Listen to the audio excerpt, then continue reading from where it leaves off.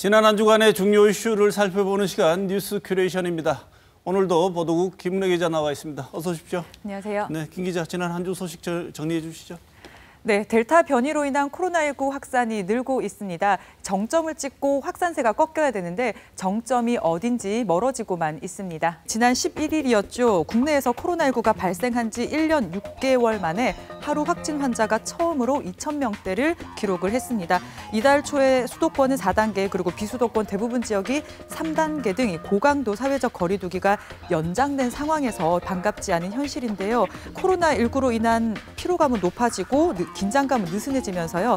지난 휴가철 이동량이 지난해 대비해서 6.1% 늘었다고 합니다. 그리고 그 속에 전파와 전염력이 강한 델타 변이 유행이 이번 확산 요인으로 꼽힙니다.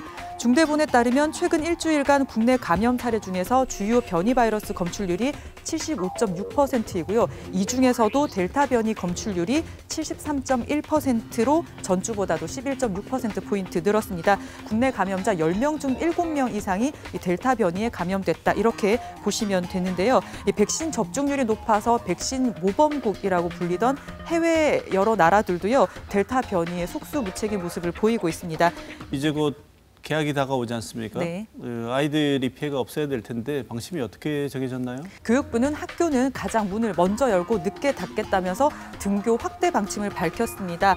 초등학교 1, 2학년, 고3은 전면 등교를 하고요. 그리고 그 외 학년도 4단계 속에서도 등교를 어느 정도 시키는 방침을 밝혔습니다. 학생들의 학습 결손이 심각하다는 게 이 등교 확대 방침의 이유입니다. 그리고 이달 말 다음 주 초쯤이면요. 교사와 교직원들 대부분 백신 접종이 완료가 되는 점도 있고요. 1학기 때 사례를 보면 학교 내 감염이 크지 않았던 것도 요인으로 꼽힙니다.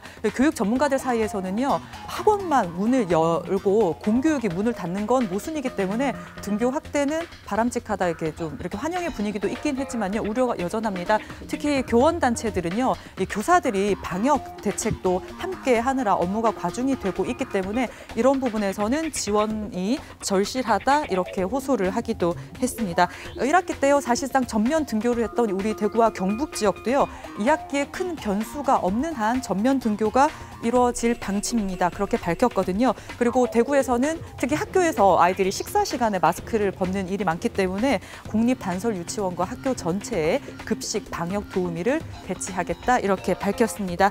오늘이 광복절 연휴 한 중간입니다. 방학이 끝나지 않았기 때문에 평소보다도 이동량이 많을 수밖에 없는 점 우려스러운데요. 사회적 거리두기 개편 요구도 있고 또 사회적 거리두기 무용론도 나오고 있습니다. 그리고 또 백신 수급 문제도 연일 이슈가 되고 있는데요. 지금까지 노력을 수포로 돌리는 회의나 그리고 일부의 일탈이 일상 회복을 더 다시 멀게 만들지 않을까 좀 우려스럽습니다. 백신 접종하면 그래도 중증으로 가는 건 예방할 수 있다고 하니까 백신 접종에 최선을 다하고 개인이 조심하는 수밖에 없을 것 같습니다. 네, 그렇습니다. 네, 다음 소식 전해주시죠. 코로나19 대유행 속에서도 대선 시계는 흐르고 있습니다. 특히 굵직한 인사 영입으로 한껏 달아오를 것으로 전망됐던 국민의힘이요. 다른 의미에서 달아오르고 있습니다. 국민의힘이요. 10월 초까지 두 차례의 컷오프를 통해서 후보 4명을 추린 뒤에 11월 초에 최종 후보를 선출하는 대선 경선 일정을 발표를 했습니다. 이준석 대표가 말한 대로 경선 버스는 8월 말에 출발을 하지만요. 시작부터 삐걱대는 모습인데요. 예비 후보 등록 전부터 정책 토론회를 여는 등의 일정을 두고 잡음이 들리고 있고요. 또 이런 것들이 신인보다는 기존 주자들에게 유리한 방향이다. 이렇게 지금 반발도 나오고 있습니다. 우리 지역으로 초점을 좀 돌려보겠습니다. 네.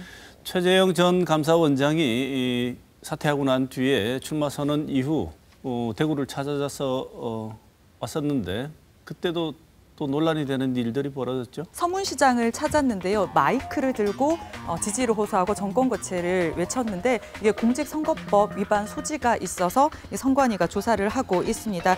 이 최재형 캠프 측은요. 몰랐다. 그리고 이번 일을 계기로 좀 긴장하겠다. 이렇게 이야기를 했는데 대전 선거관리위원장도 지냈던 분이 몰랐을 리가 없냐 비판이 거셉니다. 윤석열 전 검찰총장도 전에 대구에 와서 밀란 발언을 해서 여론의 문매를 맞았었는데요. 국민의힘이 이 굵직한 인사 영입으로 여권을 넘어서는 탄탄한 진영을 갖출 것으로 전망이 됐지만 기대만 못하다라는 시각도 만만치 않습니다. 이번 경선 과정을 거치면서요. 정치 신인들이 진면목을 드러낼지 아니면 초보 인증을 할지도 관전 포인트가 되고 있습니다. 캠프마다 이른바 세대결을 벌이는 것 같은데요. 이 세대결을 벌이는 게 국회의원들 영입 아니겠습니까? 네. 우리 캠프에 누가 있다.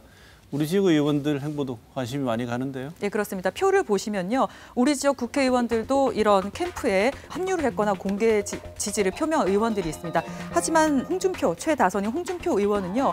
현역 의원들에게 부담을 주는 패거리 정치는 하지 않겠다라고 얘기를 했고 우호적인 당내 의원들도 비공개로 함께하겠다 이렇게 이야기를 했습니다. 원희룡 전 제주지사도 개파 정치를 만들고 있다면서 비판을 했는데요.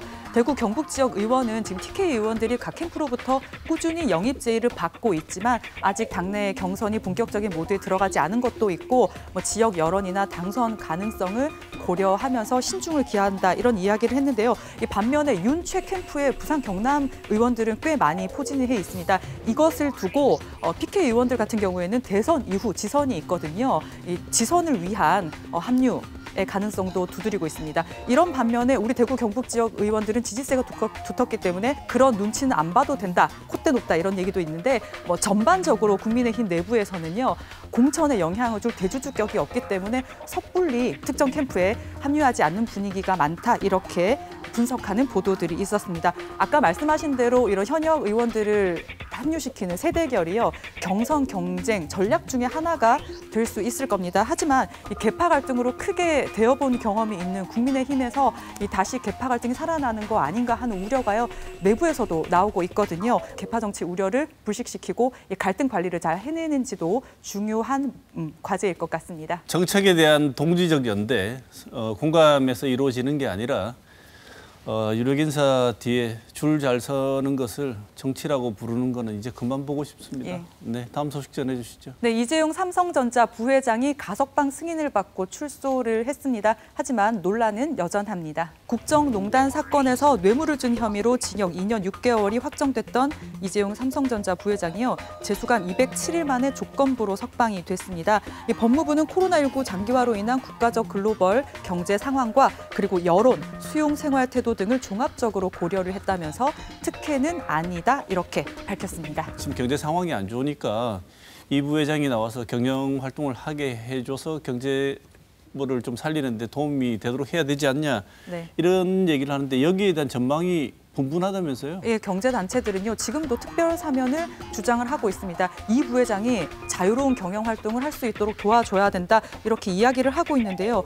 5억 원 이상 횡령, 배임 같은 범죄에 대해서는요. 5년 동안 취업을 제한하는 규정이 있습니다. 그리고 법무부도 지난 2월에 이재용 부회장이 취업 제한 대상이 된다고 통보를 했는데요. 이를 두고도 이 취업 제한 관련해서 의견이 분분합니다. 이 부회장이 지금 미등기 무보수 임원이거든요. 그렇기 때문에 취업이 아니다, 새로운 취업이 아니라는 주장을요. 이 선례가 있습니다. SK 최태원 회장이 예전에 그렇게 주장을 했었거든요. 그래서 이 선례를 따라서 경제 활동에 나설 거다라는 것도 있고요. 그리고 취업 제한 5년 기한이 유죄 판결이 확정된 때부터인지 형 집행이 종료된 때부터인지 이 기산 시점도 명확하지 않은 점도 혼란을 키우고 있습니다.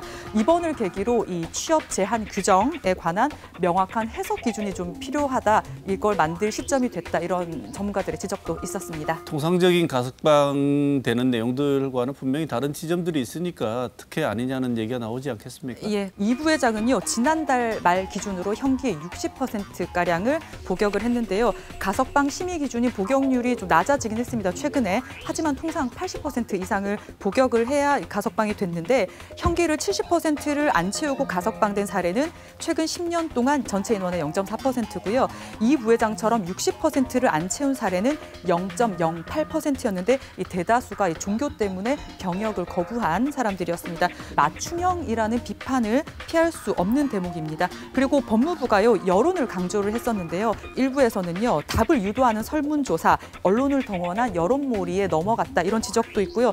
법치가 돈치에 흔들린다 이런 비판도 여당 내부에서 나왔었습니다. 기름을 부은 게 황제의 보석을 받았던 사람도 이번에 가석방 됐다면서요. 이중근 부영그룹 회장이요 157억 원 상당의 배임 등 12개 혐의로 1심에서 징역 5년을 선고받았다가 이 보석금 20억을 내고 경보석도 아니고 일반 보석으로 풀려나서 이 황제 보석이라는 비판을 받았었는데요. 2심에서 2년 6개월로 실형이 확정돼서 재수감이 된 상황에서 이번에 가석방이 확정이 됐는데 법무부는요 이중근 부회장 측이 공개 동의를 하지 않아서 발표를 하지 않았다 이렇게 이야기를 하긴 하는데요. 이재용 부회장에 이어서 이중근 회장까지 가석방이 알려지면서 이 재벌 특혜라는 비판이 더 거세게 나오고 있습니다.